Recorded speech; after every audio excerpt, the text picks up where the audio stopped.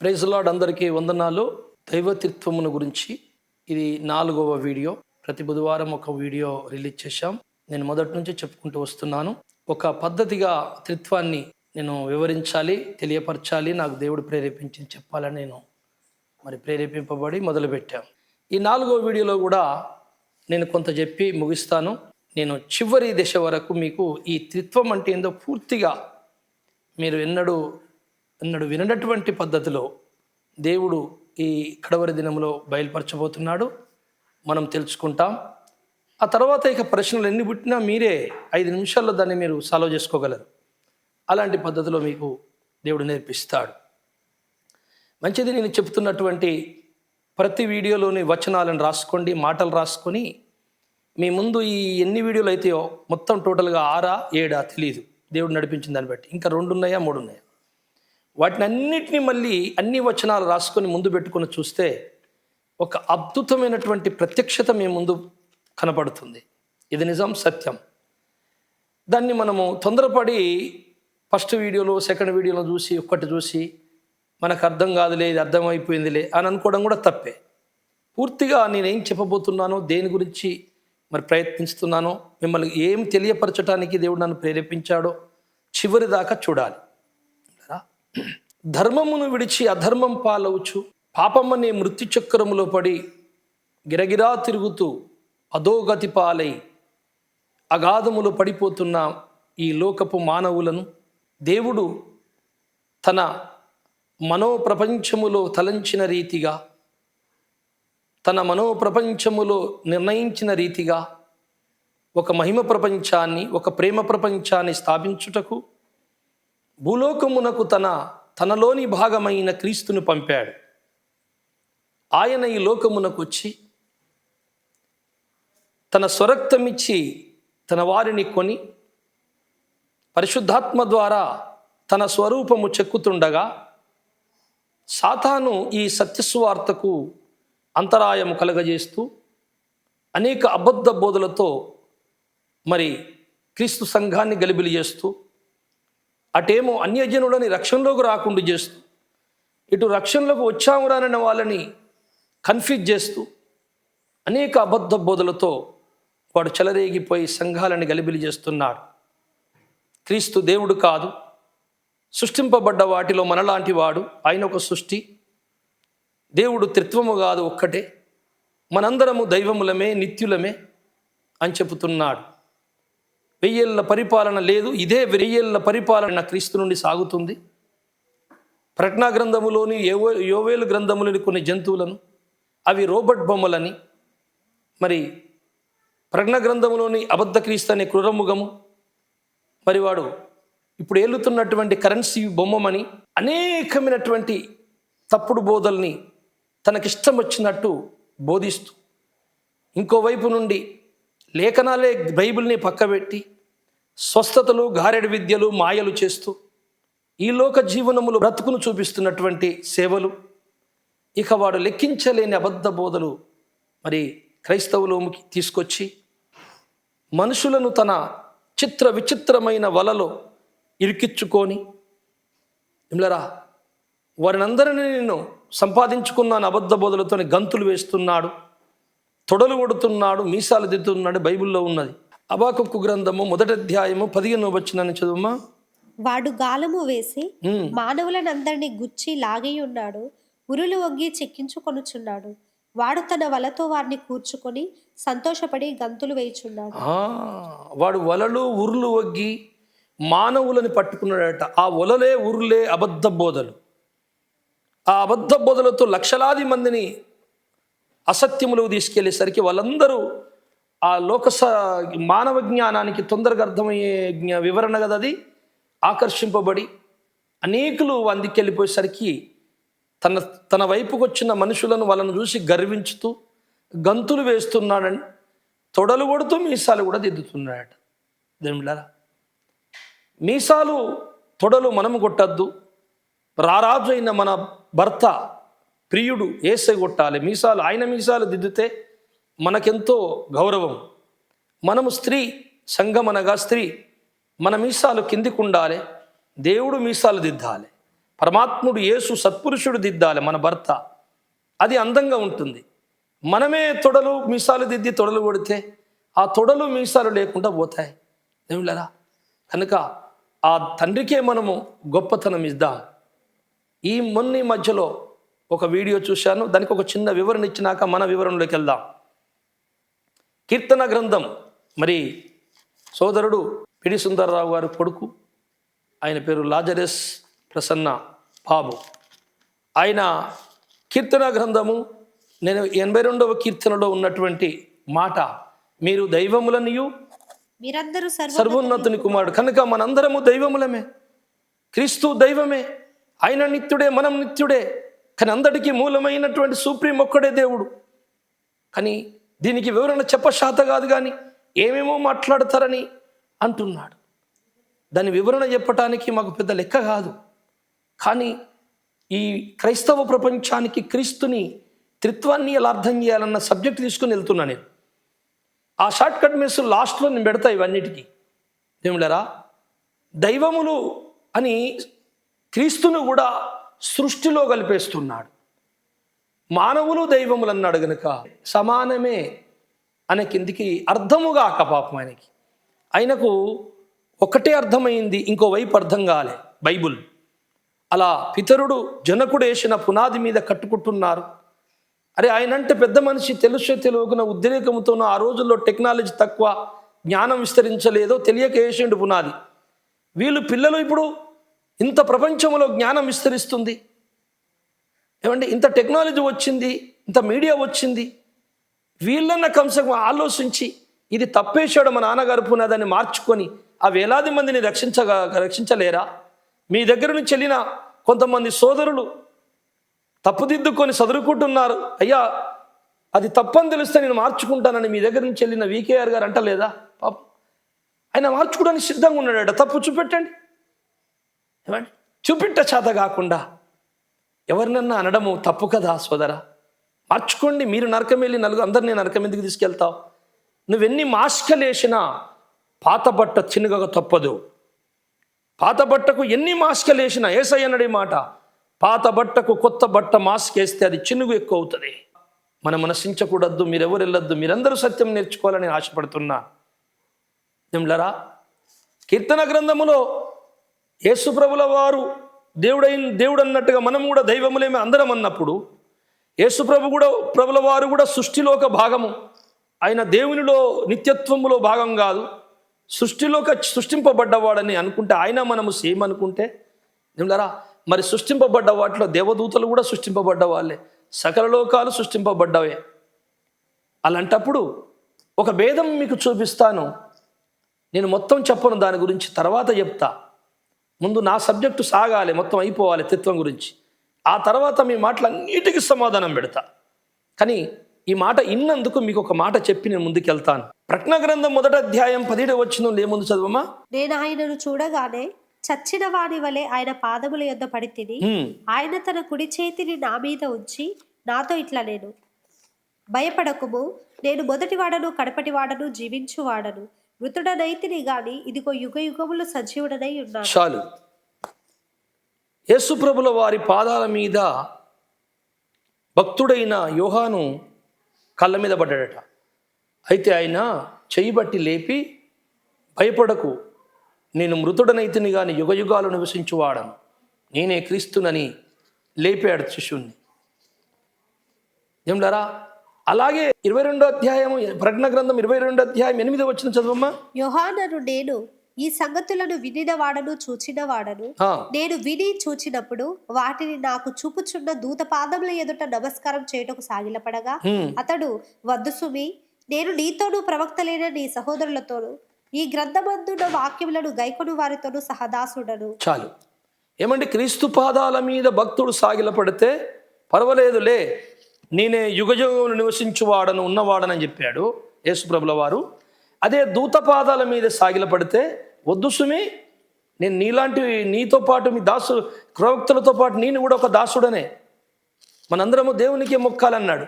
ఒకవేళ సృష్టిలో భాగము యేసైతే, మనలాగా దూతల్లాగా సృష్టింపబడ్డవాడు యేసైతే, నా కాళ్ళు ఎందుకు మొక్కుతున్నావు, నేను దేవునికి దాసుని అంటాడు కదా. మరి ఎందుకనలేదంటే ఆయన నీలాగా నాలాగా సృజింపబడిన వాడు కాదు. ఆయన నిత్యత్వములో దేవునితో ఉన్న త్రిత్వములో ఒక భాగమై ఉన్నాడు. ఇప్పుడు ఆ త్రిత్వమే అర్థం కాలేదు, అదే చెబుతున్నాను. చక్కగా వినండి, ఈ వీడియోలన్నీ నేర్చుకోండి. తప్పుంటే వీడియో పెట్టండి అని చెప్తూనే ఉన్నాను లాస్ట్ వరకిని. స్నేహితులారా, ఎంత తప్పిద్దామన్న సత్యం ఎప్పుడు నువ్వు కప్పలేవిక. సత్యమే జయిస్తుంది. కొన్ని లేఖనాలు బైబిల్లో కనపడుతున్న దృశ్య ప్రపంచములోను కనపడని అదృశ్య ప్రపంచములో 2 చోట్ల నెరవేరుతుంది. నిజమే, మీరు దైవములని కొంతమంది భూమి మీద ఉన్నటువంటి న్యాయాధిపతులకు దేవుడు మోషే ద్వారా నియమించినటువంటి ప్రజల మీద ప్రజలని దైవములు అన్నాడు. అది భూప్రపంచములో తాత్కాలికంగా నా స్థానం మీకు ఇచ్చానని చెప్పుటకన్నాడు. ఒకటి. రెండోది, దేవుని రక్తముతో కొనబడిన సంఘము పాత నిబంధన కొత్త నిబంధన ఏకమైనప్పుడు స్వర్గలోకానికి వెళ్ళినప్పుడు వీరు అక్కడ మారబోతున్న దైవముల గురించి 82వ కీర్తన చెప్తుంది. అక్కడ నిజమైన దైవములు అవుతారు. కొరింథీయులకు రాసిన మొదటి పత్రిక 6:3 చదివిడ. మనము దేవదూతలకు తీర్పు తీర్చుదుమని ఎరుగరా? ఈ జీవన సంబంధమైన సంగతులను గురించి మరి ముఖ్యముగా తీర్పు తీర్చవచ్చును కదా. మనము దేవదూతలకు తీర్పు తీర్చుదుమని ఎరుగరా అంటే పరలోకం వెళ్ళిన తర్వాత దేవదూతలకు మనం తీర్పు తీర్చబోతున్నావు. దైవంలో కాదా మనము? దేవునితో ఆ మహాశక్తి స్వరూపుని శక్తి పొందిన వాళ్ళము కావా? అక్కడ నెరవేరబోతుంది ఈ వచనం పూర్తిగా. ఆదికాండములో 1వ అధ్యాయములో మన స్వరూపములో దేవుని సృజించను. 3వ అధ్యాయములో వాళ్ళు మనలో ఒకని వంట ఆయను అన్న మాటను పట్టుకొని మనలో ఒక్కని వంటి వాడైండు ఆదాం అంటే దేవుడైపోయాడని చెప్పాడు. మన స్వరూపంలో సృజింపబడెను అని 1వ అధ్యాయంలో అన్నప్పుడు పాపము చేసిన తర్వాత వాళ్ళు మనలో ఒకని వాంటి వాడాయను అని అంటున్నావు కదా. మరి మన స్వరూపం తన స్వరూపంలో చేసినప్పుడు వాళ్ళు దేవునిలో ఒక వంటి వారు కాదా? పాపం చేసినాకనే అతనిలో ఒకని వంటి వారయ్యారా? లేక సృజించినప్పుడే దేవునిలో ఒకని వంటి వారా? అసలు అక్కడ మన స్వరూపం అని సృజించానని చెప్పిన తర్వాత పాపము చేసిన తర్వాత మనలో ఒకని వంటి వాడైను అంటే అప్పటి వరకు ఆయన దేవునిలో ఒకని వంటి వారు కాదాలు. అసలు ఇక్కడ అయింది ఏంది, అక్కడ సృజించింది ఏంది, ఆ స్వరూపం ఏంది, అలాంటి వాడి అవుడేంటి, దాని భేదము తెలియకుండా మాట్లాడుతున్నారు. ఎటు తిరిగి మేము వేసుకున్న పునాదిని ఎలా కాపాడుకుందామని మీరు మల్లగుల్లాలు పట్టినా ఎన్ని చేసినా సత్యమేవా జయతే. రహస్యంగా మాట్లాడిన వాడను కాదు, నేను మాయాస్వరూపుణ్ణి కాదు. నేను యెషయా గ్రంథము 48:16 ఉంటున్న మాటని దేవుడు త్రిత్వమైతే త్రిత్వము నేను ముగ్గురు అని చెప్పుతాడు కదండి, రహస్యంగా మాట్లాడలేదు అని అన్నాడు. యోబు 37:23 దేవుడు అగోచరుడు అని ఉన్నది. అగోచరుడు అంటే ఏంటి అంటే గోచరము కానివాడు, మానవ మెదస్సు పొందనవాడు, మనం ఎంత ఎత్తికిన దొరకని వాడు, తన దొరకాలనుకుంటే దొరికేవాడు. మరి ఆ మాట ఏమైంది? దేవుడు ఆ ఒక్క మాట పట్టుకుని అంటే ఎట్లా? కొలస్సీ 2:2 దేవుని మర్మమైన క్రీస్తు. మర్మం అంటే ఏంటిది? మరుగైనది, అర్థముగా అనేది. మరుగైన వాడు క్రీస్తు అంటే ఎత్తుకుతే దొరికేవాడు, పరిశీలన చేస్తే దొరికేవాడు, అర్థమయ్యేవాడు. ఆ మర్మమే దైవభక్తిని గురించిన మర్మము గొప్పదై ఉండని తిమోతి పత్రికలో ఉంటుంది. ఆ భక్తిలో ఉన్న మర్మము, ఆ మర్మమే క్రీస్తు. ఆ క్రీస్తే త్రిత్వ దైవత్వము, దైవత్వము యొక్క పరిపూర్ణత క్రీస్తులో ఉన్నది. ఇర్మియా 9:24 ఏమున్నది? అతిశయించువాడు దేనిని బట్టి అతిశయింపవలనగా భూమి మీద కృప చూపుచు నీతి న్యాయములు జరిగించుచున్న యెహోవాను నేనే అని గ్రహించి నన్ను పరిశీలనగా తెలుసుకుంటూ బట్టియే అతిశయింపవలెను. అది పరిశీలన చెయ్యాలి, పరిశీలనగా తెలుసుకోవాలి. అంటే పరిశీలన చేయకుండా బోధించిన, పరిశీలన చేయకుండా మాట్లాడినా పాపమైపోతుంది. పరిశీలన చేయాలంటే వెతకాలి, తనను వెతుకు నిమిత్తం అంటున్నాడు అక్కడ బైబిల్. అంటే వెతుకుతే దొరికేవాడిని పట్టుకొని ఆయన ఎందుకు రహస్యంగా మాట్లాడతాడండి, అన్ని ఫ్రీగా మాట్లాడేస్తాడండి. అక్కడ ఎవరితో అన్నాడు, ఆ సందర్భం ఏంటో తెలియకుండా. కనుక పరమాత్ముడైన దేవుడు ఇది మీకు అనుగ్రహింపబడినది పరలోక మర్మములు, వాళ్ళకి అనుగ్రహింపబడలేదని ఉపమాన రీతిగా చెప్పానని అన్నప్పుడు నీకు అర్థం కాలే. వెతకాలి, తెలుసుకోవాలి అని. మనుషులకు నచ్చేట్టు, మనుషులకు అర్థమయ్యేటట్టు అల్కగా బోధించేటివన్నీ జ్ఞానము కాదు. ఆ ఒక్క మాట పట్టుకుని నువ్వు ఎన్ని చేసినా వృధానే. కనుక సోదరులారా, దయచేసి మీరు సత్యమును గ్రహించండి. చదువుకున్న వాళ్ళు మీరు కూడా ఇంత ప్రపంచంలో జ్ఞానం విస్తరిస్తుంది, అందరికీ అర్థమవుతుంది, ఇంకెందుకు మనం కప్పుకోవడం? సత్యమే నేర్చుకుందాం, అందరినీ బతికిద్దాం, అందరం నేర్చుకుందాం, అందరం దేవుని దగ్గరికి వెళ్దాం, అందరి కొరకు ప్రార్థిస్తాం. గర్వం అహంకారం విడనాడండి, సత్యము నేర్చుకునే మనసు పెట్టుకోండి. ఈ గ్రంథము మహాగ్రంథము, అపర విజ్ఞాన రతనాల రాశి, సకల విజ్ఞాన శాస్త్ర గ్రంథాలు, సకల వేదాంగములు, సకల మత గ్రంథాలలో కల్లా ఈ గ్రంథము మహారాజు రారాజు. సృష్టి ప్రారంభము, మరి కొనసాగింపు, అంతము, ఆ తర్వాత నూతన ప్రపంచాలు సమస్తము వివరిస్తుంది ఈ పరిశుద్ధ మహాగ్రంథము. ఈ గ్రంథాన్ని మంచిగా పరిశీలన చేయండి. తొందరపడకండి, ఆవేశపడకండి. ఏమీ కాదు, ఈ లోకములో మనల్ని ఎవరు మెచ్చుకోకున్నా పర్లేదు. ఇన్ని రోజులు తెలియక అబద్ధం బోధించామండి, ఇప్పుడు మార్చుకుంటామని అనండి. ఏ కిరీటం పడేదిలే, వచ్చి అలా ఉంటే ఇంకెక్కువ ఘనత వస్తుంది నీకు, దేవుడు మెచ్చుకుంటాడు. నిజంగా తప్పొప్పుకునే అంత మంచి గుణం ఎవరికి ఉంటుందండి? మీ దగ్గర నుంచి వెళ్ళిన ఒక వ్యక్తి వికే గారు తప్పొప్పుకుంటా, తప్పుంటున్నా, అది ఎంత మంచి గుణం! అది గుణము గొప్పది, కులము కన్నా గుణము మిన్న అన్నాడు కవి. దేవుడు దాన్ని మెచ్చుకుంటాడు. అతడు ఎంత అబద్ధం చెప్పని, ఇంకా అతడు ఎంత అబద్ధంలో ఉండని, ఇంకా అజ్ఞానంలో ఉండని, కానీ దేవుడు ఇష్టపడతాడు. ఎందుకంటే చెప్పుతే నేర్చుకున్నట్టుంటే చాలరా, నేను నేర్పించుకుంటావా అని అంటాడు. ఆత్మ సులువుగా మనుషులని దేవునికి లోబడ చేస్తుందట. ఏమండి, జ్ఞానం ఉప్పొంగ చేస్తుందట. ఉప్పొంగుడు దైవ లక్షణము కాదు సుమా. తగ్గించుకుందాం, సత్యం నేర్చుకుందాం. మంచిది. మన పాఠాన్ని ఇప్పుడు మనము కంటిన్యూ చేసుకుందాం. పోయిన వారము మరి దేవుని వ్రేలుతో రాశాడు ధర్మశాస్త్రం అని చెప్పి, దేవదూతల ద్వారా కూడా ధర్మశాస్త్రము మరి నియమింపబడనని చెప్పిన మాటకు అర్థం తెలుసుకుందాం. ఆ తర్వాత ఒక ఆయన సిగురు ఆయన యాజకత్వం చేసినప్పుడు ఇంకిద్దరికి సమాధాన యోచనలు కలిగను అనే మాటని అర్థం తెలుసుకుందాం. ఆ తర్వాత మరి నియమించు యెహోవా, స్థిరపరచు యెహోవా, యెహోవా నామం వహించు యెహోవా అనే వచనాన్ని కూడా మనం వివరించుకొని చాలా సంగతులు తెలుసుకున్నాం. కృపా సత్యముల గురించి కూడా తెలుసుకున్నాం. కనుక ఇదే పాఠాన్ని మనం కంటిన్యూ చేస్తూ ఇంకొక వాచనం నుంచి మనము తొందరపడద్దు. నేనేం చెప్పబోతున్నానంటే, దేవుని పుట్టాడు అంటున్నారు కదా, ఆ పుట్టాడు అనే పదానికి నీకు అర్థం తెలియాలి. సృష్టిలో ఎన్ని రకాల పుట్టుకలు ఉంటాయో మీకు తెలియాలి అంటే ఫస్ట్ మానవుని పుట్టుక తెలియాలి. మానవ పుట్టుకే అతి రహస్యంగా ఉన్నది బాబు. ఈరోజు 90% క్రైస్తవులకు మానవుని పుట్టుకే తెలియదు. ఇక నువ్వు దైవకుమారుని పుట్టుక నీకేం తెలుస్తుంది? ఈ సంగతి మనం తెలుసుకుంటాం. ఈ పుట్టుకని ముందు తెలియపరుస్తూ ఇవాళ ఒక వీడియో, రేపు వారం మళ్ళీ బుధవారం ఒక వీడియో, ఏమండి మళ్ళీ ఒక వీడియోలో పూర్తిగా చేసే ప్రయత్నం చేస్తా దేవుని సిద్ధమైతే.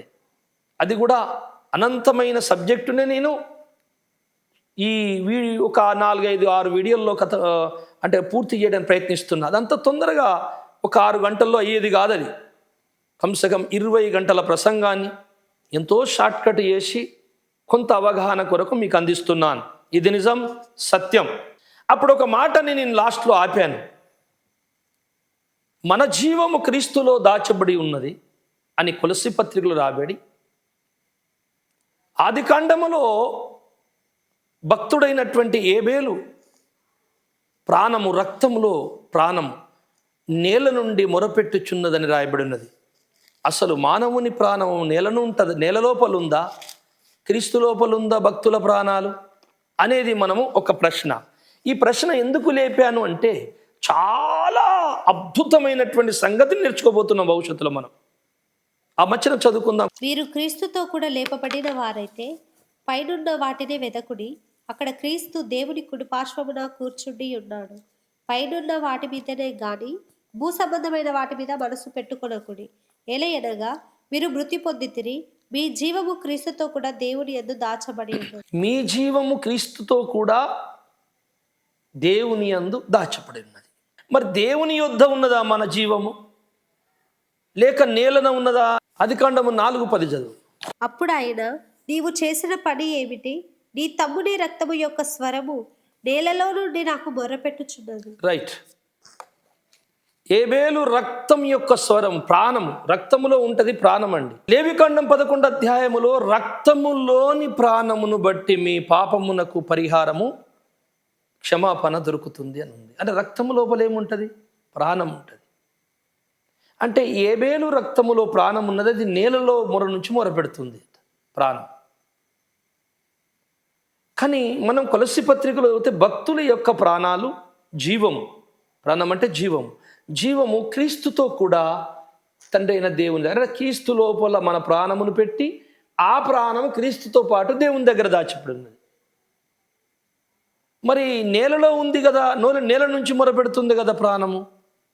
నేలలో ఉంటుందా భక్తుల ప్రాణం? ఇంతకీ ప్రాణం నేలలో ఉన్నా మరి ఆత్మ ఎక్కడుంది? అప్పటికి క్రీస్తు రాలే. మనకు తెలుసు, ధనవంతుడు లాజరు ఇద్దరు చనిపోయారు. ఇద్దరు శవాలు భూమి మీదనే సమాధి చేశారు. అందరికీ తెలిసిన పాఠం ఇది. కానీ అక్కడ ధనవంతుడు అగ్నిలో కాలుతూ వేదన చెందుతూ అబ్రహాము రొమ్మున ఉన్న లాజర్ను చూస్తున్నాడు పరదేశంలో. అప్పుడు కనపడుతుంది దగ్గర. అప్పుడు రెండు ఎక్కడున్నాయి? పాతాళములోనే ఉన్నాయి. క్రీస్తు మరణించి పాతాళమునకెళ్ళి వారిని జయించిన తర్వాత కదా పరదేశ్ పైకి వెళ్ళింది. మరి అక్కడ ఆత్మ ఉన్నప్పుడు ప్రాణం ఎక్కడుంది? ప్రాణము ఆత్మ ఒకటేనా? ఈ సంగతి మనం తెలుసుకోవాలి. మానవునిలో జీవము, ప్రాణము, శరీరము, ఆత్మ మూడు ఉన్నాయి. ఇవి మూడు భాగాలు కలుస్తేనే నరుడు, మానవుడు. ఆదాము, మొదటి ఆదాము భూమి మీద సృజింపబడ్డవాడు జీవించు ప్రాణి అని ఉంది. మరి రెండవ ఆదాము క్రీస్తు జీవింపజేయు ప్రాణి. అంటే ఈ ప్రాణము జీవించటానికి భూమి మీదకి వచ్చింది. ఆ ప్రాణము అనేకులను జీవించజేసేది క్రీస్తు ప్రాణం. అంతకుముందు ఈ ప్రాణానికి ఆ ప్రాణానికి చాలా దగ్గర సంబంధం ఉండేను. సృజింపబడినప్పుడు ఆదాము ప్రాణము, క్రీస్తు ప్రాణము దగ్గరి సంబంధం, దేవునికి నరునికి మంచి సంబంధం ఉండెను. ఆ తర్వాత పాపము జరిగినాక ఈ నిత్య జీవము అనే ప్రాణము క్రీస్తు ప్రాణానికి, మరి ఈ జీవించే ప్రాణానికి ఉన్న బంధము తెగిపోయింది, కనెక్షన్ కట్ అయిపోయింది. అప్పుడు దేవుని నుండి వారికి ఏమీ దొరకటం లేదు, సహవాసం దొరకటం లేదు. పాపము ద్వారా దేవునికి దూరం అయిపోయారు. కనుక జీవము అనేది ఒకటి ఉన్నది, ఆత్మ అనేది ఒకటి ఉన్నది. యోహాను 6:63లో ఏముంది? ఆత్మయే జీవింపజేయుచున్నది, శరీరము కేవలం నిష్ప్రయోజనము. ఆత్మ పాత్ర గురించి మాట్లాడుతున్నాడు. ఆత్మ అనేది ఒకటి ఉంది, శరీరం అనేది ఒకటి ఉంది, ప్రాణం అనేది ఒకటి ఉంది. ఆయన జీవవాయువుదగా నరుడు జీవము ప్లస్ ఆత్మ. ఆయన ఆత్మ ఎక్కడి నుంచి వచ్చింది? జీవం ఎక్కడి నుంచి వచ్చింది? అసలు ఈ జీవం అనేది ఏంటిది? అసలు జీవము లేకపోతే శరీరము నిలవదు, శరీరము కరెక్ట్ లేకపోతే ఆత్మ నిలవదు. శరీరము ఒక యాక్సిడెంట్ అయిపోయింది, తల పగిలిపోయింది, డ్యామేజ్ అయిపోయింది, ఆత్మ వదిలిపెట్టి వెళ్ళిపోతుంది, జీవము వెళ్ళిపోతుంది. ఈ శరీరం ఎప్పుడైతే దేవుడు సృజించినట్టు అన్ని అవయవాలు కరెక్ట్గా అనుకూలంగా ఉంటాయో అప్పుడు జీవము ప్రవహిస్తుంది, ఆత్మ అతుక్కుని ఉంటుంది. కనుక ఆత్మ, జీవము, శరీరం మూడు ఉన్నాయి. ఈ మూడు కరెక్ట్గా అర్థం కావాలి. ఫస్ట్ నిర్గమకాండము 20వ అధ్యాయము 13వ వచనం. నరహత్య చేయకూడదు. నరహత్య చేయకూడదు. నరహత్య అన్నాడు కానీ ఆత్మహత్య అన్నాడా? ఆత్మను ఎవడు హత్య చేయలేడు, ఆత్మకు మరణము లేదు. మరి హత్య ఏంటి? నర అంటే శరీరం, ప్రాణం. శరీరమును హత్య చేస్తే ప్రాణం వెళ్ళిపోతుంది, ఆత్మ వెళ్ళిపోతుంది. అందుకే నరహత్య చేయకూడదు. యోబు 2వ అధ్యాయం 4వ వచనం. అపవాది చర్మము కాపాడుకొనుటకై చర్మమును, తన ప్రాణమును కాపాడుకొనుటకై తనకు కలిగినది యావత్తును నరుడు ఇచ్చుడు గదా. చర్మము కాపాడుకొనుటకై అనగా శరీరమును కాపాడుకొనుటై. ఆత్మ విషయం చూడండి, అక్కడ పక్కకు పెట్టి చర్మమును కాపాడుకొనుటకై తన ప్రాణమును కాపాడుకొనుటై సమస్తము నరుడు ఇచ్చును కదా. అంటే శరీరమును ప్రాణము ఉంటే అని ఆత్మ ఆ దేహములో ఉంటుంది కనుక ఈ లోకంలో ఉంటాడు ఉనికిలో. శరీరము డ్యామేజ్ అయిపోతే ప్రాణం వెళ్ళిపోతుంది, ఆత్మ వెళ్ళిపోతుంది. అంటే శరీరము ప్రాణము ఆత్మ మూడు ఉన్నాయి. దీని విషయంలో సపరేట్ సబ్జెక్ట్ ఉంది, అద్భుతమైన సబ్జెక్ట్. మీరు వింటారు ముందు ముందు. ఆదికాండము 6:3 చదువు. అప్పుడు యెహోవా, నా ఆత్మ నరులతో ఎల్లప్పుడూ వాదించదు, వారు తమ అక్రమ విషయములో నరమాత్రులై ఉన్నారు. నరమాతృ అనే కాడ ఆ పుట్టినోట్లు ఏమున్నది? శరీరులు. నరులు అంటే ఏంటిది? శరీరులు. ఆత్మ శరీరములో ఉంటే అప్పుడు ప్రాణాత్మలుంటే వాడు నరుడు. శరీరమును వదిలేస్తే ఆత్మ ప్రాణమవుతుంది తప్ప నరుడు అవని అనబడరు. నరుల ఆత్మ అంటాడు. కనుక శరీరము ప్రాణము ఆత్మ మూడు కనపడుతున్నాయి సపరేట్గా. గలతీ 1:16 ఈ మాట చదువుతాం ఇంకా మనం. ఆయనను నాయందు బయలుపరచని అనుగ్రహించినప్పుడు మనుష్య మాతృలతో నేను సంప్రదింపలేదు. మనుష్య మాతృల దగ్గర పుట్టినోట్లు ఏముంది? రక్తమాంసముల గలవాళ్ళు. అంటే శరీరమును రక్తములో ఉన్న ప్రాణము గలవారు అన్నమాట. శరీర ప్రాణములు గలవారు. ఆత్మ అనే ఆయన ఒక వ్యక్తి ఉన్నాడు, శరీర ప్రాణములను ధరించుకున్నాడు. అప్పుడు అతడు నరుడు అయ్యాడు. నరమాత్రం అంటే రక్తమాంసములు. అంటే రక్తమాంసములు లేకుండా పుడతారా? యోహాను సువార్త 1:12 చదువు. తన్ను ఎందరు అంగీకరించినో వారందరికీ, అనగా తన నామమునందు విశ్వాసం ఉంచిన వారికి దేవుని పిల్లలగుటకు ఆయన అధికారం అనుగ్రహించాడు. వారు దేవుని వలన పుట్టిన వారే గాని రక్తము వలనైనను శరీరేచ్ఛల వలనైనను మనుషేచ్ఛల వలనైనను పుట్టిన వారు కాదు. ఈ దేవుని వలన పుట్టడం అంటే ఈ సందర్భం ఏంటి? పాపములో పడిపోయిన నరుడు క్రీస్తును నమ్మిన తర్వాత క్రీస్తు రక్తము ద్వారా పాపాలు తొలగించుకొని దేవుని వలన పుట్టిన వాళ్ళు అంటున్నారు. రైట్. దేవుని వలన పుట్టిన వాళ్ళే కానీ వీళ్ళు రక్తమాంసముల వలన పుట్టిన, అంటే రక్తమాంసముల వలన పుట్టిన వాళ్ళు ఉంటారు, దేవుని వలన పుట్టిన వాళ్ళు ఉంటారు. రక్తమాంసముల ద్వారా పుట్టిన వలనంటే తల్లిదండ్రులకు పుట్టడమా? ఆత్మ తల్లిదండ్రుల ద్వారా పుట్టలేదు. ప్రాణ శరీరములే తల్లిదండ్రుల కడుపులో తయారవుతుంది. ఆత్మ ఎక్కడి నుంచి పుట్టింది? 3:5 చదువుదా. ఒకడు నీటి మూలముగాను ఆత్మ మూలముగాను జన్మించితేనే గాని దేవుని రాజ్యంలో ప్రవేశింపలేడని నీతో నిశ్చయముగా చెప్పు. రైట్. ఇది బాప్తిస్మం ద్వారా క్రీస్తులో పుడుతున్న పుట్టుక, పాపము జరిగిన తర్వాత. అంతకు ముందు పుట్టుక మానవ కడుపులో నుండి పుడుతున్న పుట్టుక అని మనం అనుకుంటున్నాం. కానీ వాస్తవానికి ఈ పుట్టుక ఇంకొక పుట్టుక ఉన్నది, తల్లి గర్భములో రాకముందు. ఆ పుట్టుక గురించి తెలుసుకున్న తర్వాత ఇప్పుడు తల్లి గర్భములో ఏం తయారవుతుంది? చాలామందికి తెలిసింది ఒకటే, తల్లి గర్భములో కూడా ఆత్మ తయారవుతుంది అనుకుంటారు. కాదు, వాళ్ళు ప్రాణము శరీరానికే తల్లిదండ్రులు. ఇది లేఖనం చెప్తున్న సత్యం. ఆత్మలకు తండ్రి ఇంకొక ఆయన ఉన్నాడు. అది ఎక్కడ పుడుతుంది, ఎలా పుడుతుంది? ఈ పుట్టుకే తెలియని వాడు క్రీస్తు పుట్టుక గురించి మాట్లాడుతున్నాడు. అవమానమన్నే నురుగు గక్కే రోజులు దగ్గరికి వచ్చేసినాయిగా. సత్యము ఎన్నడాగదు. యథార్థంగా ఆలోచించే వానికి దేవుడు అన్ని చెప్పేస్తాడు. 139 కీర్తన 13 చదువుకుందాం. నా అంతరింద్రియములను నీవే కలుగజేసితివి, నా తల్లి గర్భమందు నన్ను నిర్మించిన వాడవు నీవే. నీవు నన్ను కలగజేసిన విధము చూడగా భయమును ఆశ్చర్యమును నాకు పుట్టుచు. నా తల్లి గర్భమందు నన్ను నిర్మించిన వాడు అంటే తనను నిర్మించిన నిర్మాణము మన సబ్జెక్ట్ అంతా ఇదే. నిర్మాణము, పుట్టుక అన్నీ దాని గురించే కదా. సామెతల గ్రంథమే కదా మొదటి వీడియోలో ఫస్ట్ వచనం మనది. నన్ను నిర్మించిన వాడు అంటే ఇతనికి ఒక నిర్మాణము తల్లి గర్భములో జరిగింది. 15వ వచనంలో ఏం జరిగింది? నేను రహస్యమందు పుట్టిన నాడు, భూమి యొక్క అగాధ స్థలములలో విచిత్రముగా నిర్మింపబడిన నాడు, నాకు కలిగిన ఎముకలు నీకు మరుగై. అంటే భూమి యొక్క అగాధ స్థలములో, భూమి కింద అగాధం ఉంది, ఆ అగాధ స్థలములో అక్కడొక నిర్మాణము జరిగింది. తల్లి 13వ వచనంలో తల్లి గర్భములో నాకొక నిర్మాణము జరిగినది. ఎన్ని నిర్మాణములయ్యా, నువ్వు ఎడబుట్టినావు అంటే తల్లిగర్భములో ఒక నిర్మాణం జరిగిందయ్యా నాకు. అంతకు ముందు భూగర్భములో అగాధములో నాకు ఒక నిర్మాణం జరిగిందయ్యా.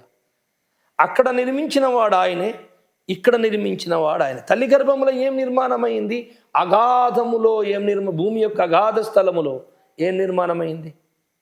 తల్లి గర్భములో నిర్మాణమైనది శరీరము, ప్రాణం. ఆత్మ నిర్మాణమైనది అగాధ స్థలములు. అగాధ స్థలములో ఏమున్నది? పాతాళం అనగానే అక్కడ ఒక నరకం ఉంటుందండి అనుకుంటారంతే. పాతాళ లోకం అంటే ఒక్క నరకమే కాదు, అనేకమైనటువంటి దేశాలు, రాజులు, సింహాసనాలు అన్నీ ఉన్నాయి అక్కడ. అంతకుముందు వీడియోలో చెప్పుకున్నా, అన్నీ ఉన్నాయి అక్కడ. అక్కడ ఆత్మలు నిర్మాణము, ఏ గర్భములోనికి ఏ ఆత్మ తునుక వెళ్ళాలి, ఆ ఆత్మకు ఏ స్వరూపం ఉండాలి, ఎలాంటి లక్షణం ఉండాలి, ఎలాంటి దేవుడు అక్కడ నిర్మాణం చేసే వాళ్ళని పెడతాడు. ఆత్మ నిర్మాణం, ఆత్మ రూపుదిద్దబడుట. అక్కడ నాకొక నిర్మాణము జరిగను అంటాడు దావీదు. చూసారా? ఆ తర్వాత తల్లి గర్భంలోకి వచ్చాడు, అక్కడ ఒక నిర్మాణం రెడీ ఉన్నది, శరీరం, ప్రాణం. అందులో దూరిపోయాడు, అప్పుడు నరుడయ్యాడు.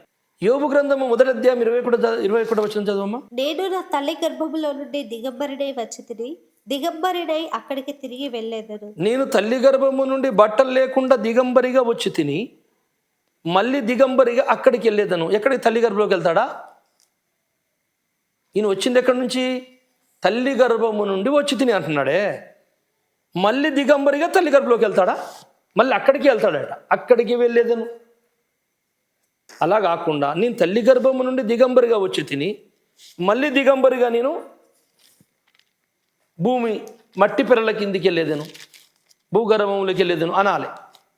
కాదట, ఒక గర్భము నుంచి దిగంబరిగా వచ్చాడట, మళ్ళీ దిగంబరిగా మరో గర్భంలోకి వెళ్తాడట. అదే ఫస్ట్ గర్భం, అదే భూమి యొక్క అగాధ స్థలములో నిర్మించినటువంటి ఆత్మ నిర్మాణము జరిగిన స్థలం. అక్కడి నుంచి దిగంబరిగానే వచ్చాడు తల్లి గర్భంలోనికి. తల్లి గర్భంలో దేహము దాల్చుకొని మళ్ళీ దిగంబరిగానే ఈ లోకంలోకి వచ్చాడు. మళ్ళీ వచ్చిన యోబు అంటున్నాడు, మళ్ళీ నేను తల్లి గర్భములో నుండి దిగంబరిగా వచ్చి తిని గనుక మళ్ళీ దిగంబరిగా నేను ఆ గర్భంలోకి వెళ్ళిపోయాను, పాతాళ గర్భంలోకి. ధనవంతుడు, లాజరు చనిపోయి ఎక్కడికి వెళ్ళారు? ఆ పాతాళ స్థలములో ఉన్నటువంటి, అగాధ స్థలములో ఉన్నటువంటి పరదేశు స్థలములో, నీతిమంతుల ఆత్మల స్థలముల దగ్గరికి ఏమో లాజరు వెళితే ఒక భయంకరమైన వేదన కల్ల స్థలమునికి ఏమో ధనవంతుడు వెళ్ళిపోయాడు. అదే అంటున్నాడు దావీదు, అంటాడు, నా పితరులు పోయు మార్గమున. అంటే పితరులు ఎక్కడికి వెళ్ళారు అందరూ? అదే పాతాళ లోకములో ఉన్న 2 స్థలాలకు అక్కడ వెళ్ళిపోయారు. పరదేశు, మరి వేదన గల స్థలం. అదే ధనవంతుడు, అబ్రాము రొమ్మున. కొరింథీయులకు రాసిన 1వ పత్రిక 15వ అధ్యాయం 44వ వచనం చదవమ్మా. ప్రకృతి సంబంధమైన శరీరముగా విత్తబడి ఆత్మ సంబంధమైన శరీరముగా లేపబడును. ప్రకృతి సంబంధమైన శరీరం ఉన్నది గనుక ఆత్మ సంబంధమైన శరీరం కూడా ఉంది. రైట్. ప్రకృతి సంబంధమైన శరీరము ఉన్నది సార్, ఉన్నది. అది ఉన్నది గనుక ఆత్మ సంబంధమైన శరీరం ఉన్నది. అందుకే ధనవంతుడు అగ్నిలో కాల్తూ, అబ్రామా నాకు దాహం వేస్తుంది, ఆ లాజరు నా ఇంటి ముందు రొట్టెలు ఎరుకు తిన్నవాడు, కుక్కల తిండి తినేవాడు, ఒక చిటికి నీళ్ళలో ముంచి ఒక్క చుక్క నా నాలుక మీద వేయవా అని అడుగుతున్నాడు. శరీరము మట్టిలో పెట్టారు కదండి. అవును సార్, శరీరం అంతా మట్టిలో పెట్టేశారు, భూమి మీద చనిపోయాడు కదా. మరి అక్కడ శరీరం ఎక్కడిది?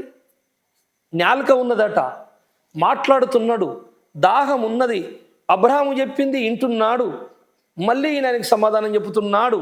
అంటే టోటలు స్ట్రక్చర్, కళ్ళు, ముఖము, చెవులు, మెదడు, నాలుక, కాళ్ళు, చేతులు, టోటల్ బాడీ అక్కడ ఉన్నాడు వేదన గల స్థలంలో. మరి ఆ టోటల్ బాడీ ఇక్కడ మట్టిలో పెట్టారు కదా. తల్లి గర్భములో నిర్మాణమైన దేహం ఇది. కానీ అగాధ స్థలములో, అందులోకి తల్లి గర్భంలో రాకముందు నిర్మాణమైన దేహము అక్కడ కాలుతుంది. భక్తుని దేహం అయితే అబ్రహాము రొమ్మున ఉన్నది. ఇది అసలు రహస్యం. 2 చోట్ల 2 నిర్మాణాలు జరిగినవి, 2 పుట్టుకలు జరిగినాయి. అయితే ఆత్మ ఒక చోట అవుతుంది. ఆదామును చేసినప్పుడు మాత్రము ప్రాణాత్మలు దేవుని చేత తీసుకొచ్చి ఆదాము దేహములో మట్టి దేహంలో పెట్టాడు. కానీ ఆదాముకు పుడుతున్న వాళ్ళను మాత్రము ప్రాణము అనగా రక్తములోని ప్రాణము ప్లస్ శరీరము మానవ దేహములో తయారవుతుంది.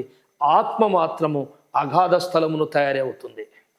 ఎఫెసీ పత్రిక 4:8 చదువుబిడ్డ. అందుచేత ఆయన ఆరోహణమైనప్పుడు చెరను చెరగా పట్టుకొని పోయి మనుషులకు ఈవులను అనుగ్రహించనని చెప్పబడి ఉన్నది. ఆరోహణమాయనగా ఆయన భూమి యొక్క క్రింది భాగములకు దిగనని అది ఆరోహణం అనగా భూమి యొక్క కింది భాగములోనికి. భూమికి కింద భాగంలో ఏమున్నది? పాతాళ లోకము. అక్కడ ఒక నరకమే కాదు, అనేక లోకాలు ఉన్నాయి. మన భూమి మీద కదా ఎన్ని దేశాలు ఎన్ని భాషలు ఉన్నాయో అన్నీ ఒకటి కావు.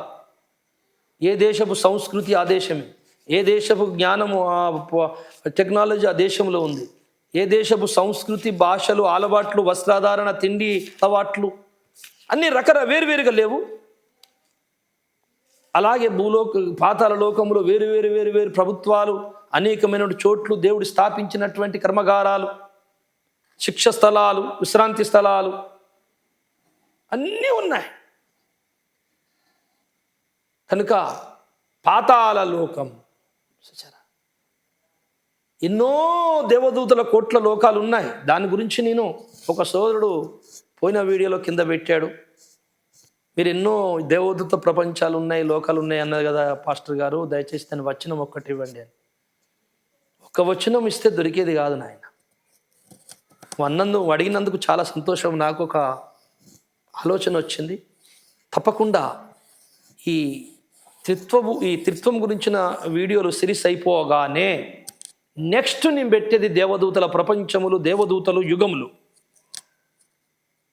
అది 2-3 వీడియోలు అవుతాయి, లేకపోతే 4 వీడియోలు అవ్వచ్చు. తప్పకుండా చెప్తా. నా మనసులోకి వచ్చేసింది. దాని తర్వాత అది అయిపోయిన తర్వాత ఏమిలారా అసలు 666 ముద్ర అంటే ఏంటిదో దాని గురించి ఒక 7 వీడియోలు పెట్టాలి. అది అయిపోయిన తర్వాత చాలా మస్ట్ అండ్ మోస్ట్ క్రైస్తవ ప్రపంచానికి చాలా అవసరమైనది ప్రత్యక్ష గుడారం. ప్రత్యక్ష గుడారములో జరిగిన ఆరాధన ఎందుకు దేవుడు అక్కడ అది పెట్టాడో ఇప్పుడు అది జరుగుతుందా లేదా చూపిస్తా, అది చెప్తా. ఇలాగ అనేక సబ్జెక్టులు ఇంకా 100 సంవత్సరాలు దేవుడు ఆయుష్ ఇచ్చిన తెగదు అన్నీ ఉన్నాయి. ఏంది అనంత జ్ఞానం కదా బైబిల్. కనుక దేవులారా అనేక లోకాలు ఉన్నాయి. మనోళ్ళు 7-14 లోకాలు అనుకుంటున్నారు పురాణాలు. చతుర్దశ భువన భాండములు, 7 ఊర్ధ్వలోకాలు, 7 అధోలోకాలు, కింది లోకాలు అన్నాడు. ఊర్ధ్వలోకాలు అంటే 7 పై లోకాలట. భూలోక, భువర్లోక, స్వర్ణలోక, మహీలోక, జనలోక, తపోలోక, సత్యలోక. 7 ఊర్ధ్వలోకాలు, 7 అధోలోకాలు, కింది లోకాలు. పాతాల, అతల వితల సుతల తలాతల రసాతల మహాతల పాతాల. 7 లోకాలు, 7 14 లోకాలు. ఇవే చతుర్దశ భువన భాండములు అన్నాడు. కాదండి, వాళ్ళకు తెలిసిందంతే. అనంతమైన భువన భాండముల బ్రహ్మాండం ఇది. దీన్ని ఎవరి అంతుకు చిక్కని బ్రహ్మాండము. ఇది సృజించిన వాడు ఆ తేజోవంతుడు, ఆ సమీపింపరాని తేజస్సులో ఉన్నాడు. నేను అదే పోయిన వీడియోలో అన్నాను, అదంతా అక్కడి నుండే వచ్చింది. ఎలా వచ్చిందో తెలియాలంటే ఈ త్రిత్వం గురించిన సబ్జెక్టు లాస్ట్ వరకు నాలే, అప్పుడు అర్థమవుతుంది అసలు దేవుడెవరో, దేవునిలోని త్రిత్వం అంటే ఏంటో. అప్పుడు దాకా అర్థం కాదు. మనిషి లెక్క అర్థం కావాలని మనిషి జ్ఞానానికి ఎట్లా పడితే అట్లా టకటక చెప్పేసి నీ ఇష్టం వచ్చిన వాక్యాన్ని నువ్వు నీ ఇష్టం వచ్చినట్టు అల్లుకొని చెప్తే అర్థం అయినట్టు. అదే లేఖనములోని మర్మము దాగి ఉన్నది. అది పరిశీలన చేయాలని లేఖనం చెబుతుంటే, వెతికి తెలుసుకోమని లేఖనం చెబుతుంటే, దేవుడు రహస్యంగా మాట్లాడాడు అని నువ్వు అంటున్నావు. తెచ్చుకోండి. అపొస్తల కార్యములో ఏముంది? క్రీస్తు పాతాళములో విడవబడలేదనియు ఆయన శరీరము కుళ్ళిపోలేదనియు దావీదు ముందుగా తెలుసుకొని ఆయన పునరుత్థానమును గురించి చెప్పాడు. రైట్. క్రీస్తు ఎక్కడికి పోయాడు? పాతాళమును. పాతాళం వెళ్ళాడట. ఏమున్నదయ్యా నీకు పాతాళములు అంటే, అక్కడ నీతిమంతుల ఆత్మలను తీసుకొని చెరగా పట్టుకొని ఆయన ఆరోహణుడై ఆ పరదేశిని మూడవ ఆకాశానికి తీసుకెళ్ళి, ఆ మూడవ ఆకాశాన్ని నేను చూశానయ్యా అని పౌలు భక్తుడు అంటారన్నమాట. 2వ కొరింథీలో, కొరింథీయులకు రాసిన 2వ పత్రికలో, 14 సంవత్సరాల క్రితం నేను ఒకరిని ఎరుగుదును భక్తుణ్ణి, అతడు మూడవ ఆకాశమునకు కొనిపోబడెను. ఎక్కడున్నది అప్పుడు పరదేశం? అక్కడికి వెళ్ళిపోయింది. ఇప్పుడు ఇక్కడ లేదు. సో అది ఆయన రానక ముందు ఎక్కడున్నది? ఇక్కడే ఉంది. అక్కడే పరదేశం ఉంది, అక్కడే పాతాళ శిక్షాస్థలం ఉన్నాయి, అక్కడే ఆత్మల రూపింపబడే కర్మగారం ఉన్నది, అక్కడ ప్రధానులు ఉన్నారు, సింహాసనాలు ఉన్నాయి, రాజ్యాలు ఉన్నాయి, అనేక స్థలాలు ఉన్నాయి. పేతురు రాసిన పత్రిక 2వ అధ్యాయం 4వ వచనం ఉందంటే చదవము ఒకసారి. దేవదూతలు పాపము చేసినప్పుడు, దేవదూతలు భూలోకానికి వచ్చి నరుల కుమార్తెలను చేసుకొని పాపం చేసిన గ్యాంగుని దేవుడు వారిని విడిచిపెట్టక పాతాళ లోకమందలి కటిక చీకటి గల బిలములలోనికి త్రోసి తీర్పుకు కావలిలో, ఇదిగో యేసు వచ్చిన తర్వాత తీర్పు ధవల సింహాసనపు తీర్పుకు కావలిలో ఉంచెను. చూసారా? అంటే ఎక్కడున్నారు వీళ్ళందరినీ బంధించి? పాతాళములో ఒక సెక్షన్లో పడిపోయిన దేవదూతలను బంధించేశాడు. పాతాళ లోకం. యెషయా గ్రంథం 30వ అధ్యాయం 33వ వచనం చదివిన. పూర్వము నుండి తోపేతు సిద్ధపరచబడి ఉన్నది, అది మొలేకు దేవతకు సిద్ధపరచబడి ఉన్నది. తోపేతు అన్నదానికి కింద ఏమున్నది? హేయమైన స్థలం. ఇంకా చదువు కిందకి. లోతుగాను విశాలముగా, అది లోతుగాను విశాలముగా ఆయన దాన్ని చేసి ఉన్నాడు. అది అగ్నియు విస్తార కాష్టములను కలిగి ఉన్నది. అది ఈ అగ్ని విస్తారమైన కష్టములు కలిగింది నరకం. ఇది ఎవరి కోసము? మేలేకు దేవత అంటే సాతాను అని సైన్యానికి చేయబడినది. ఈ స్థలములో, పాతాళ స్థలములో ఇంకా చాలా సాక్ష్యాలు ఉన్నాయి, కానీ టైం లేక ముగిస్తున్నాను. పాతాళములో మానవుని మొదటి పుట్టుక నిర్మాణం జరుగుతుంది. అది ఆత్మస్వరూపం. ఆ తర్వాత తల్లి గర్భములో తయారైనటువంటి శరీర ప్రాణములకు వచ్చి ధరించుకొని పుడతాడు. ఇది నగ్న సత్యం. ఇది మానవ పుట్టుకలోని రహస్యం. అందుకే తల్లి గర్భములో నన్ను నిర్మించిన వాడవు నువ్వే, భూమి యొక్క అగాధ స్థలం అని 15వ వచనంలో అనమాట. అగాధ స్థలములో నన్ను నిర్మాణం చేసిన వాడవు నువ్వే.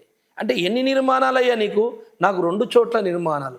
యోబంటాడు, తల్లి గర్భమును నేను దిగాంబరిగా వచ్చి తిని మళ్ళీ దిగాంబరిగా తల్లి గర్భంలోకి వెళ్తానని అనలే. నేను అక్కడికి వెళ్ళేది అనగా తల్లి లాంటి గర్భము నాకు ఇంకొక నిర్మాణం ఉండి ఆత్మ నిర్మాణ గర్భంలోకి వెళ్ళిపోతా. అంటే శరీరము ఇక్కడే పోద్ది మట్లో. తల్లి గర్భము నుంచి వచ్చిన దిగాంబరపు శరీరము మట్లో కలిసిపోద్ది, కానీ ఆత్మ గర్భములో వచ్చిన దిగాంబరపు ఆత్మ మాత్రము అల్లి ఆత్మ ఆ గర్భంలోకి వెళ్ళిపోతుంది, పాతాళానికి. మరి దానికి వస్త్రం ఉండదా? ఆ తండ్రి వచ్చి మనల్ని మహిమగా మార్చిన రోజు మన పైన మనము వస్త్రము ధరించిన వారి లెక్క ఉందు అని ఉంటుంది బైబిల్లో. మహిమగా మారినప్పుడు మనం దిగంబరులము కాక వస్త్రము ధరించిన వారి వలె ఉందుము. కనుక దినములారా, వస్త్రహీనత కాదు, దేవుడు వస్త్రాలు ఉండాలి. ఆదామవ్వకి వస్త్రాలు లేవు. దేవుడు వస్త్రాలు కలిగిన వాడు, వస్త్రాలున్న దేవదూతలను చేశాడు. అందుకని వారికి తక్కువైంది ఒకటి వస్త్రమే, కానీ వారికి ఆ వస్త్రం ఉన్న సంగతి తెలియదు, సిగ్గు ఎరుగక ఉండేది. స్వరూపము దేవుని స్వరూపమే. ఆ ఒక్క విషయములో వాళ్ళు క్రీస్తు వలె లేరు. కనుక వాళ్ళకి అది కూడా తెలిసిపోయింది పండు తిన్న తర్వాత. కనుక ఆ విషయంలో వారు మన లాంటి వారే. ఆ మాట అర్థం కాకపోతే ఎట్లా? చిన్న పిల్లలు, సండే స్కూల్ పిల్లలకు అర్థమవుతుంది. ఇవాళ రేపు ఇంత టెక్నాలజీ ఉన్నది ఎందుకండి? ఇది కేవలము మీకు అర్థం కాక కాదు సోదరుడా, మీకు తెలుసు క్రీస్తే నిత్యత్వములో ఉన్నట్టు త్రిత్వదేవుడు అని మీకు తెలుసు. కానీ మీ పునాదులు కాపాడుకోవడానికి వాళ్ళకు తెలియదు కనుక సమీపింపరాని తేజస్సులో ఏం జరిగిందో మనం అక్కడ దాకా పోయి ఆపేయచ్చు అనుకుంటున్నావు. కానీ ఇప్పుడు సమీపింపరాని తేజస్సులో జరిగేది కూడా బయటికి రాబోతుంది. ఇప్పుడు నువ్వు తప్పించుకోలేరు, ఇక ఎవడు తప్పించుకోలేరు. నేను ఫస్ట్ వీడియోలో అన్నాను, త్రిత్వము నిరూపింపబడిన తర్వాత అనేక సకల విధములైన సాతాని యొక్క అబద్ధపు బోధలు పేక మేడలు కూలినట్టు కూలిపోతాయి అని అన్నాను. అదే జరుగుతుంది. నేను అనకపోయినా దేవుడు అదే చేయబోతున్నాడు. ఏదో నా నోరుతో అనిపించింది అనేసాను. దేవుడు చేసే పని అయితే అదే. ఎందుకంటే సమస్తమైనటువంటి అబద్ధబలు తుడిచివేసి సత్యం అనే మహాజ్యోతి భూమి మీద ప్రకాశిస్తుంది, అన్నిటికీ కుదురుబాటు కాలం వస్తుంది అని లేఖనములు ఖరాఖండిగా చెబుతున్నాయి. 2 కొరింథీ 4:16 చదవండి. కావున మేము అధైర్యపడము. మా బాహ్య పురుషుడు కృషించుచున్నను, అంతర్య పురుషుడు దినదినము నూతన పరచబడుచున్నాడు. బాహ్య పురుషుడు, అంతర్య పురుషుడు. బాహ్య పురుషుడు అంటే ఏంటి? శరీరము, ప్రాణం, తనకు ఉనికి కలిగినటువంటి శరీరం. అంతర్య పురుషుడు అంటే ఏంది? ఆత్మ. ఆత్మ రూపమే నిజమైనది. కళ్ళు, చెవులు, మాటలాడే జ్ఞానము, అన్ని లక్షణాలు ఆత్మకే ఉన్నాయి, శరీరానికి ఏమీ లేవు. కాకపోతే ఈ షట్టు దొడుక్కున్నట్టు ఈ శరీరముని తల్లిగర్భంలో దొడుక్కోగానే ఈ శరీరము ఆ వర్క్ చేస్తుంది. ఆత్మలోని కన్ను ఈ కన్నును చూస్తుంది, ఈ కన్నులో ఉండి చూస్తుంది. ఆత్మలోని అన్ని లక్షణాలు, చేతులు, కళ్ళు, ఆకలి, దాహం అంత ఆత్మకే. అందుకే నరకములో కాలుచున్న ధనవంతుడు దాహం దాహం అంటున్నాడు. దాహం ఎందుకయ్యా? నీకు ఈ నాలుక లేదు, శరీరం లేదు, అంత అక్కడ బొంద పెట్టేశారుగా నిన్ను. లేదు సార్, అది గంగల పోయింది, కానీ దాని అసలు లెక్కగా రాదు సార్. అసలు నాలుక ఇది, అసలు దాహం ఇదే, అసలు కష్టం ఇదే. అందుకే సచ్చినాక అసలు సినిమా స్టార్ట్ అవుతుంది. కొంచెం తగ్గించుకొని మనం తప్పొప్పుకుంటే ఆ భయంకరమైన నరకం తప్పించుకుంటావు, నీ వలన తప్పించుకుంటావు. లేకపోతే బగబగ మండుతున్న నరకములో యుగ యుగాలు ఏం కాలుతావు? నీతో ఏమవుతుంది చెప్పు? తాత్కాలికమైన వేదన. ధనవంతుడు అనుభవించింది నరకం కాదది.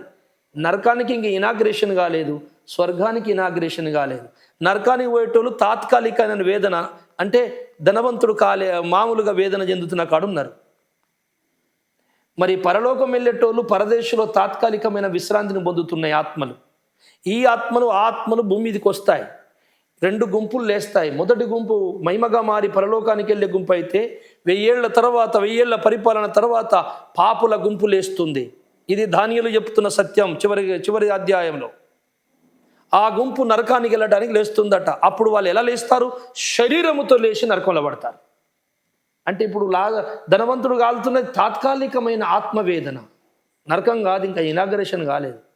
ఆ నరకం ఏం తట్టుకుంటావు? అది అతి భయంకరం.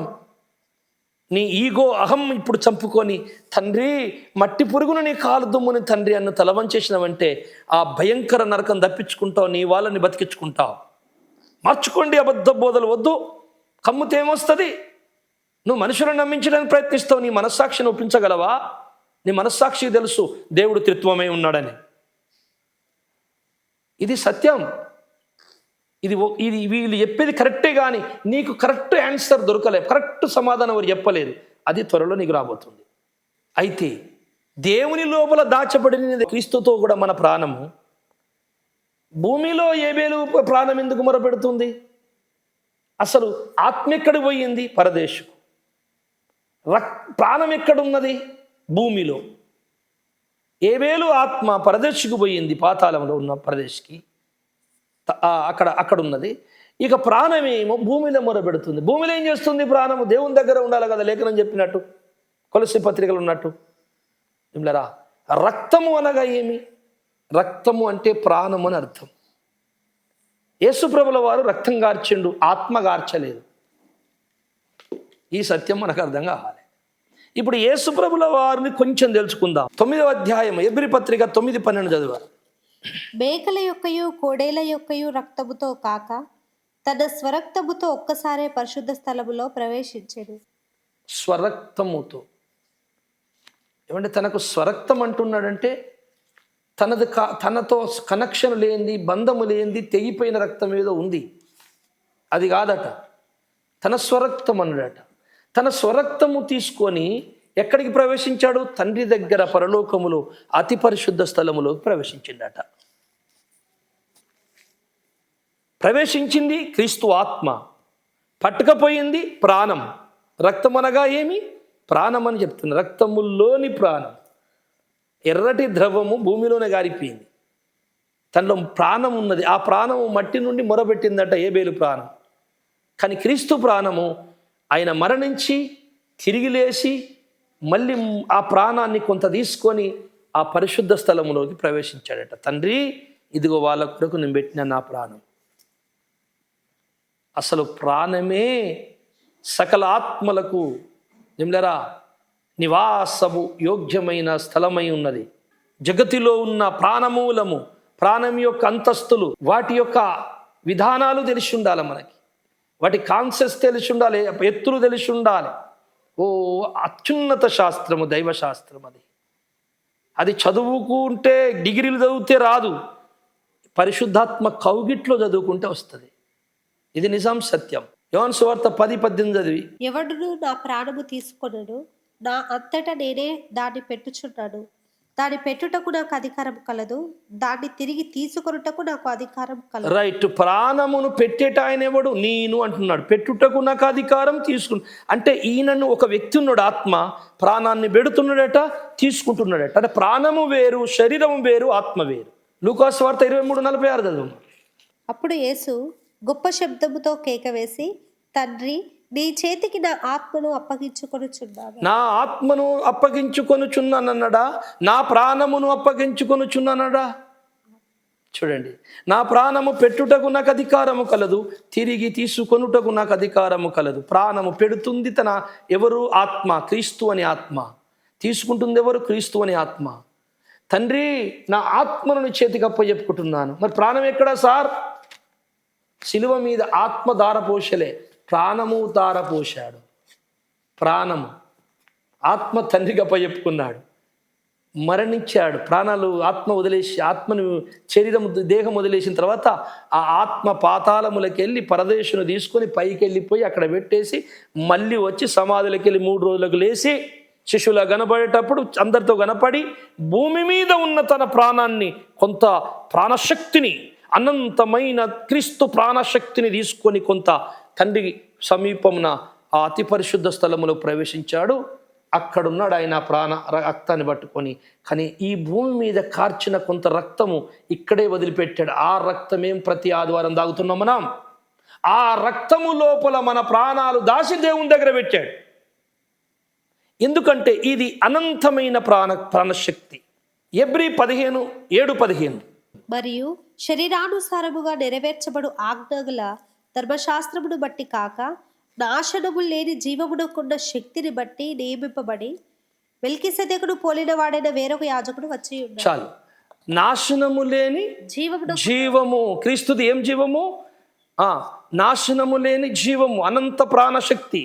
మానవుంది ఏం జీవము? నాశనం అయిపోయిన జీవము. అంతకు ముందు కనెక్షన్ ఉండే, తెగిపోయింది బంధం. అందుకే ఈ రక్తముతో మళ్ళీ బంధము కలిపి నరుణ్ణి తనతో ఐక్యపరచుకున్నటకు ఆ పరలోకము నుండి ఒక స్పెషల్ రక్తము, స్పెషల్ ప్రాణకి భూమి మీదకి వచ్చింది. అదే యేసు ప్రాణం. కనుక ఈ ప్రాణములో ఇంకా చాలా సంగతులు ఉన్నాయి. ఈ ప్రాణశక్తితోనే మనల్ని పునరుద్ధానమందు లేపబోతున్నాడు యేసు. మట్టిలో కలిసిన మనల్ని ఆ ప్రాణశక్తి మళ్ళీ మన ప్రాణానికి తోడు కాబోతుంది. ఏబేలు ప్రాణము అక్కడ ఉన్నదా, ఎక్కడ ఉన్నదా, అట్లా ఎందుకు అన్నాడు అనే సంగతిని మనం వచ్చే వారం తెలుసుకుంటూ ఇంకా కొంచెం దూరం ప్రయాణం చేస్తాం. ఏది? ప్రాణము, ఆత్మ అనే విషయంలో. అది చాలా ఇంట్రెస్ట్, చాలా వినసొంపు గల సబ్జెక్టు. వింటారు మీరు, మెల్లమెల్లగా వినాలి, తొందరపడద్దు స్నేహితులారా. ఈ వారము సమయ భీతి చేత నేను ముగించుకుంటున్నాను. వచ్చే వారం ఇక్కడ నుండే మళ్ళీ స్టార్ట్ చేద్దాం, పూర్తి చేసుకుందాం, ప్రార్థన చేసుకుందాం. పరిశుద్ధుడా, పరమ తండ్రి, ఇదిగో ఇంతవరకు మీరు చెప్పిన మాటలు ప్రతి హృదయములు నాటబడి ఫలించుటకు సహాయం చేసి, అర్థమవుటకు వారి మనోనేత్రములు తెరిచి, దారి తప్పి అబద్ధం బోధిస్తున్న ఆ సోదరులను కూడా మార్చి బాగు చేయమని, ఈ మాటలు అర్థమయ్యేటట్టు మీరే మాట్లాడమని యేసు నామములో ప్రార్థిస్తున్నాను తండ్రి. ఆమేన్.